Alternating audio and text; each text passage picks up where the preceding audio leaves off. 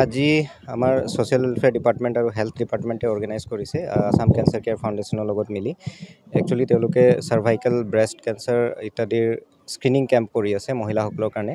চ' 8 March আন্তৰ্জাতিক মহিলা দিৱস হয় আৰু সকলোকে শুভেচ্ছা জনাইছোঁ। কিন্তু আজিৰ প্ৰগ্ৰামটো আমি স্পেচিয়েলি সেই ডিপাৰ্টমেণ্টসকলে কোঅৰ্ডিনেট কৰি ষ্টাৰ্ট কৰাৰ কাৰণটো হ'ল যে কেতিয়াবা কি হয়, কেঞ্চাৰ ডিটেকশ্যনত বহুত সময় দেৰি হৈ যায় আৰু দেৰি হ'লে মহিলাসকলৰ যেতিয়া ডিটেক্ট হয় বা বাকী মানুহৰ যেতিয়া ডিটেক্ট হয় তেতিয়া ট্ৰিটমেণ্ট কৰিবলৈ ডিফিকাল্টি হয়। চ' আৰ্লি ডিটেকশ্যন যেতিয়া কেঞ্চাৰৰ হয় সেইখিনিয়ে আমাৰ চবতকৈ গুৰুত্বপূৰ্ণ কথা, কাৰণ সোনকালে ডিটেক্ট হ'লে আমাৰ ডক্টৰসকলেও তেতিয়া ট্ৰিট কৰিব পাৰে।